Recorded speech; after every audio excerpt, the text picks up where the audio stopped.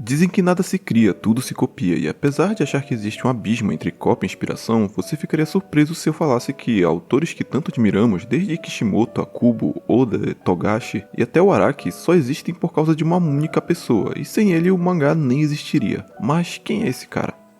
Primeiro, para entender como o mangá chegou no estado que estamos vendo hoje, vamos fazer um breve caminho inverso nos anos, começando pelos dias atuais. Hoje, no cenário dos mangás, a gente tem uma leva muito jovem de obras promissoras que meio que se derivaram de sucessos que já estão um tempinho no mercado, como Black Clover, Boku no Hero e Jujutsu Kaisen. Sim, o mangá de Jujutsu começou em 2018 e você tá ficando velho. E isso acontece porque autores que escrevem hoje liam essas obras quando eram mais novos, e isso os inspirou a criar mangá. Então muitos dos elementos de obras que esses autores cresceram lendo influenciaram seu modo de escrita, e alguns até trabalharam junto desses mangakas famosos como seus assistentes, tornando a influência ainda maior. Porém, essas obras que eu citei também foram inspiradas por outras que vieram antes, principalmente pelo famoso Big Three, e esses nomes consolidaram muita coisa, e apesar de não serem os únicos grandes sucessos dos anos 2000, eles firmaram conceitos que viriam a influenciar décadas adiante, com elementos que você reconhece facilmente. Só que esses conceitos não foram exatamente criados por Kubo, Oda e Kishimoto. Antes desses três darem um empurrão gigantesco no anime e mangá de forma global, essas ideias já haviam sido apresentadas em obras que vieram antes deles, e você provavelmente sabe quem são. Toriyama, Togashi, Miura, Inoue e até o próprio Araki com Jojo são todos nomes que chegam a influenciar até a sociedade como um todo, seja num Kamehameha ou numa Jojo Pose. E o Big Three bebeu muito do que esses autores ofereceram, e eles tiveram que arriscar muito suas carreiras trazendo histórias que eram consideradas loucuras antes de se mostrarem inovadoras e se provarem geniais. E você com certeza já sabe de grande parte da história desses nomes que eu acabei de falar, mas e se formos mais fundo? E se eu te falar que essas figuras, apesar de serem gênios, precisaram que alguém sentasse as fundações, precisaram que alguém caminhasse para que eles pudessem correr? Quem estava lá quando tudo era mato? Osamu Tezuka, também conhecido como Deus do mangá, principalmente lá no Japão, é considerado aquele que criou praticamente o mangá moderno. Imagine que se você acha que Toriyama é admirado, dá pra dizer que Tezuka é praticamente louvado, e não só pelo público, mas por esses grandes autores que citei. Dá pra imaginar essas pessoas que ditaram tendências falando isso? Mas o que exatamente o Tezuka fez? Primeiro vamos contextualizar um pouco e voltar mais ainda, lá para a época da Pera Lascada, lá no período Edo, onde as raízes do mangá eram um pouco tímidas. Nessa época, no meio da arte japonesa, surgiam imagens que se misturavam com textos e passavam uma ideia para quem as via. Obras como os Kibyoushi e os Ukiyo-e faziam esse trabalho, mas foi só com Katsuhisa Hokusai, com sua série de esboços humorísticos, que o termo mangá começou a ser citado. Isso foi evoluindo na época da ocidentalização do Japão, e no período Meiji surgiam revistas humorísticas cheias de caricaturas, como a Japan Punch, que era inspirada na revista britânica Punch, que era uma revista semanal de humor sátiro, e ela ajudou muito a popularizar o termo cartoon na época, porém era tudo em grande parte piadas, críticas políticas e sociais desenhadas de maneira simples. A narrativa em si era bem rudimentar, ou quase inexistente. Digamos que o protótipo do que conhecemos hoje surgiu nos anos 30. Os Kashihon tinham uma certa narrativa, bem rudimentar ainda, mas já era algo mais sequencial, porém sem a profundidade de desenho e de narrativa que você imagina. Era mais como um Popeye da vida ou um Pica-Pau, bem influenciado pelos cartoons ocidentais, mas logo isso mudaria. Tezuka nasceu em Toyonaka, na província de Osaka, em 3 de novembro de 1928, mas logo se mudaria com sua família para Takarazuka, que fica na província de Hyogo. Seus pais, desde cedo, incentivaram Tezuka e seus dois irmãos a alimentar esse lado criativo. A mãe de Tezuka sempre os levava para as peças de um famoso teatro, o Teatro de Takarazuka, que leva o mesmo nome da cidade. Uma pequena curiosidade é que o teatro era composto só por mulheres, e elas faziam tanto os papéis femininos quanto os masculinos. Já seu pai tinha um projetor em casa, coisa que não era tão comum assim na época, e sempre mostrava aos filhos as animações que fizeram muito sucesso na época. Gato Félix, Popeye, Betty Boop, Mickey Mouse e todo o Walt Disney.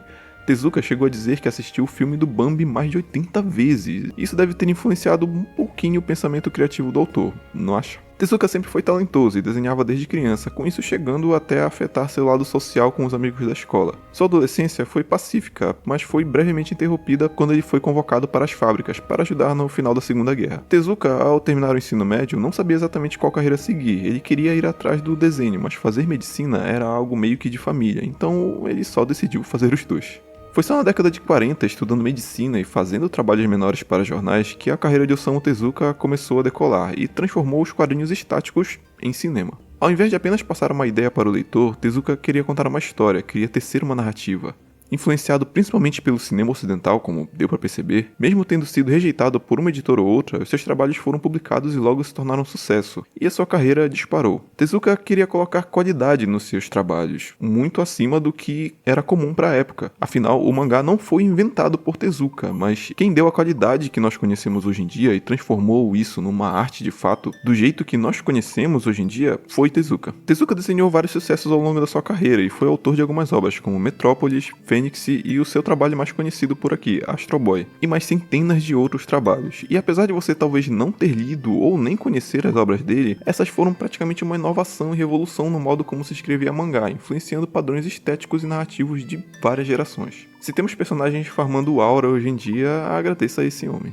O cara basicamente ditou como seria feito o mangá até os dias de hoje, misturando vários temas, dando camadas de complexidade emocional para os personagens e explorando assuntos como vida, morte e questões éticas. Coisas que são muito comuns nas histórias de hoje em dia, algo que inclusive é procurado e que deixa leitores irritados na maioria das vezes quando notam a ausência desses elementos. O mangá deixou de ser apenas historinhas para se tornarem literal cinema em papel, afinal as inspirações de Tezuka vinham de fato do cinema, como Chaplin, Eisenstein, do cinema europeu e da Disney, então não era de se admirar que a dramatização na sua forma de desenhar e escrever tivesse o mesmo peso que as grandes telas tiveram na época, simulando as câmeras dinâmicas, os cortes de cena, cenários e quadros panorâmicos. Os mangás agora precisavam até de storyboards para garantir a fluidez e o ritmo da história, consistência era necessário e furos de roteiro cada vez se tornavam menos aceitáveis de acontecer. Coisa que nem era possível antes, já que o roteiro praticamente nem existia. Essas coisas inclusive viriam a evoluir com o tempo e se tornarem sistema de poder, foreshadow, simbolismo e um monte de elementos amplamente usados hoje em dia.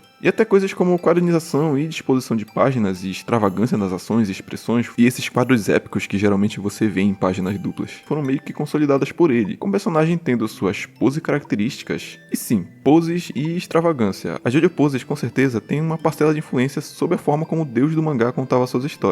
E calma que Jojo não teve só essa inspiração, assim como Tezuka, Araki juntou muita coisa para criar sua obra e fez uma grande maçaroca disso tudo, mas esse é tema para outro vídeo.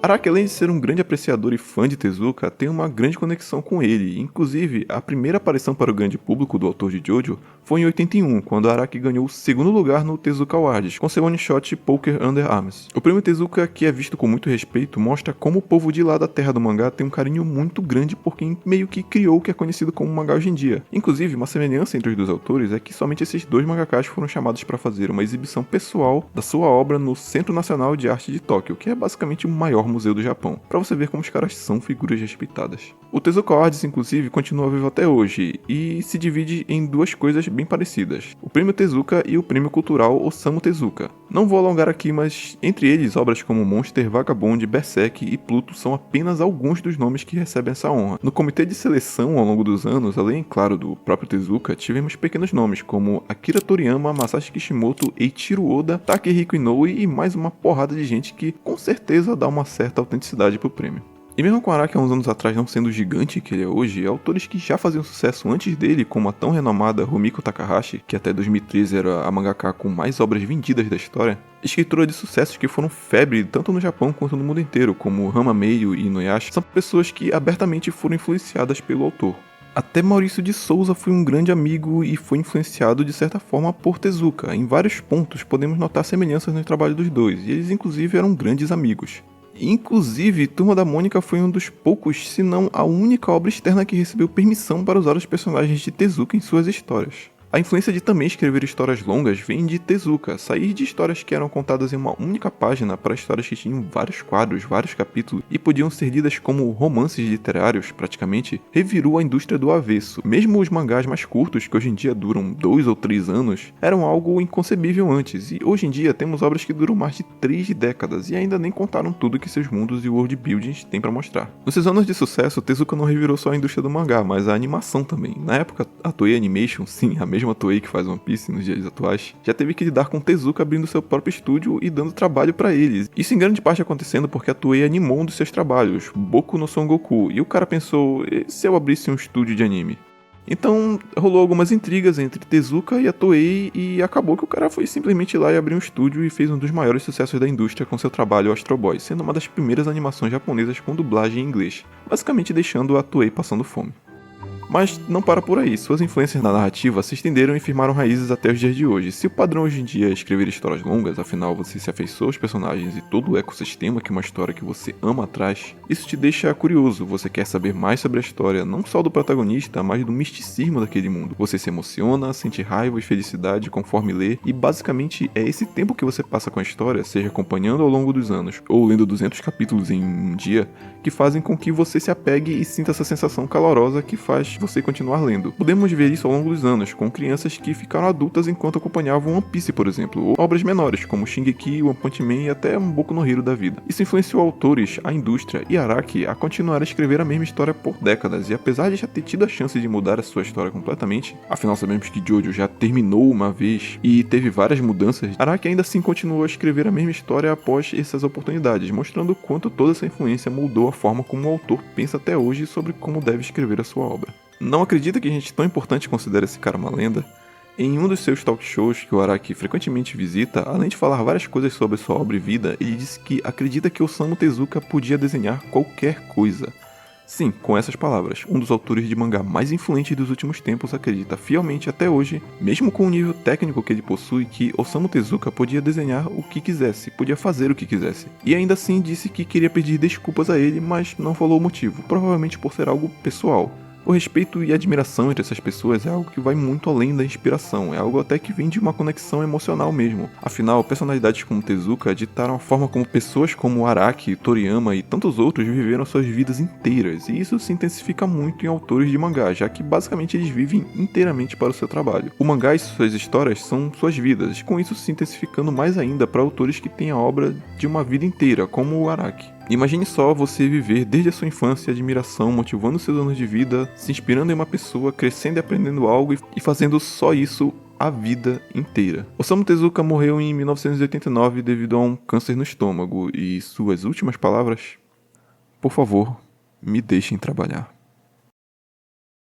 E aí galera, aqui é o Dot. Primeiramente eu queria agradecer muito ao apoio no primeiro vídeo, eu realmente não esperava tudo isso. Tinha muita coisa pra falar aqui nesse vídeo sobre o Tezuka, mas ficaria longo demais. Se você gostou do conteúdo, considere deixar um like ou se inscrever, ou os dois se você é uma pessoa legal. Aproveite e dá um pulo nas nossas redes, tem o Insta pra ver o conteúdo de Jojo e tem o nosso Discord também. E no mais, muito obrigado e tchau.